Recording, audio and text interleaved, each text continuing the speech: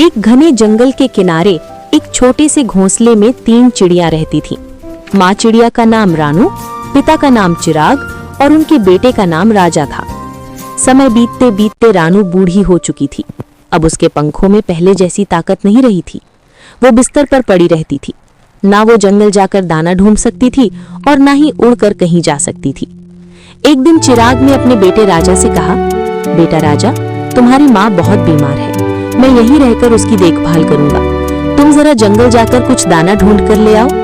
राजा ने यह सुनकर मुंह बना लिया। वो गुस्से में बोला, क्या मैं रोज रोज यही काम करूंगा? मुझे अपने दोस्तों के साथ घूमने जाना है। इतना कहकर वो जाने लगा। तभी बिस्तर पर पड़ी रानू ने धीमी आवाज में कहा, बेटा, तुम्हारे पापा अब बूढ़े हो चुके हैं। उनके पंखों में उतनी ताकत नहीं रही कि तेज हवा में ज्यादा देर उड़ सके। तुम ही चले जाओ बेटा। लेकिन राजा ने माँ की बात अनसुनी कर दी। ये देखकर चिराग बोला, ठीक है बेटा, तुम माँ के पास रहो, मैं ही जंगल जाकर दाना ढूंढ लाता हूँ। इतना कहकर चिराग उड़ गया। उधर घर में रानू बहुत कमजोर हो चुकी थी। कुछ देर बाद उसने धीरे से पुकारा, बेटा राजा, जरा मुझे कंबल उड़ा दो। लेकिन राजा ने कोई जवाब नहीं दिया। थोड़ी देर बाद रानू ने फिर कहा, बेटा, मुझे बहुत प्यास लगी है, थोड़ा पानी दे दो। राजा मन ही मन बड़बड़ाया, अरे, इस बूढ़ी ने तो नाक में दम कर रखा है। घर में बैठकर मेरा दम घुट रहा है। मुझे यहां से निकलने का कोई बहाना ढूंढना होगा। तभी वो बोला, माँ, घर का पानी भी खत्म हो गया है। मैं पास वाली नदी से पानी भर कर लाता हूं, तब तक आप आराम करो। रानू ने मुस्कुराकर कहा, ठीक है बेटा, जल्दी आना। लेकिन जैसे ही राजा घर से बाहर निकला, वो खुशी से बोला, अब मैं आजाद हूं। अब जाकर अपनी डार्लिंग रानिया से मिलता हूं। वो कब से मेरा इंतजार कर रही होगी।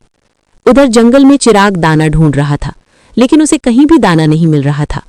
थककर वो एक पेड़ पर बैठ गया और बोला, अरे बाप रे, यहाँ तो एक भी दाना नहीं है। लगता है मुझे पहाड़ी वाले जंगल में जाना होगा। रानू बहुत बीमार है, उसे जल्द किसी अच्छे डॉक्टर को दिखाना होगा। तभी दूर उसे कुछ दाने मिल गए। चिराग ने राहत की सांस ली।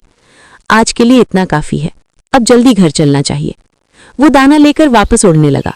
रास्ते में उसने देखा, उसका बेटा राजा एक दूसरी चिड़िया के साथ बैठा बातें कर रहा था। चिराग छुपकर उनकी बातें सुनने लगा।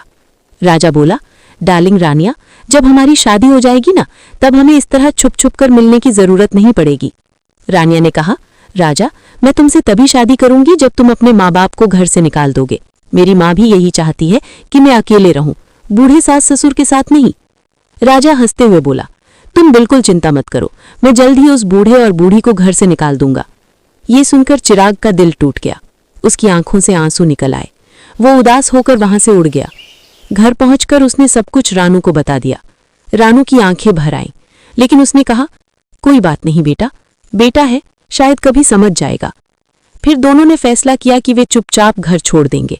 उधर राजा घर आया तो देखा कि माँ बाप घर में नहीं है। दीवार पर लिखा था, बेटा, हम ये घर छोड़कर जा रहे हैं, हमेशा के लिए। तुम अपना ख्याल रखना। राजा ये पढ़कर खुश हो गया। वो बोला, वाह, इससे अच्छा क्या हो सकता था। बिना कहे ही घर छोड़कर चले गए। उसने तुरंत जाकर रानिया से शादी कर ली। शादी के बाद रानिया और उसकी माँ उसी घर में आकर रहने लगे। अब वे राजा से घर का सारा काम करवाते थे। राजा सुबह से शाम तक काम करता रहता। एक दिन थक कर बैठा तो उसकी आंखों में आंसू आ गए। वो सोचने लगा, अगर इतना काम मैं अपने माँ बाप के लिए करता तो वे कितने खुश होते। मैंने कितना बड़ा पाप किया। अब उसे अपनी गलती का एहसास हो चुका था। वो अपने माँ बाप को ढूंढने जंगल निकल पड़ा। बहुत खोजने के बाद उसे एक छोटे से होटल में 2 बूढ़ी चिड़ियां काम करती दिखी। वो दौड़कर उनके पास गया। माँ, पापा, मुझे माफ कर दो, मैंने बहुत बड़ी गलती की। रानू और चिराग ने उसे देखा। राजा रोते हुए बोला, माँ, पापा, चलो मेरे साथ, अब आप मेरे साथ ही रहोगे। लेकिन चिराग ने कहा, बेटा, अब हम यहीं ठीक हैं। राजा रोने लगा, नहीं पापा, अब मैं आपको काम नहीं करने दूंगा। उधर घर पर रानिया और उसकी माँ इंतजार कर रही थी। रानिया की माँ गुस्से में बोली, अरे ओ रानिया, कहाँ गया तुम्हारा पति? सुबह से भूख लगी है, अभी तक खाना नहीं लाया। रानिया बोली, पता नहीं माँ। लेकिन उस दिन के बाद राजा कभी वापस नहीं लौटा। वो अपने माँ बाप की सेवा में लग गया। अब उसे समझ आ गया था, माँ बाप का दिल दुखाने वाला इंसान कभी खुश नहीं रह सकता। और उस दिन से राजा ने ठान लिया, अब मेरी पूरी जिंदगी माँ बाप की सेवा में ही बीतेगी।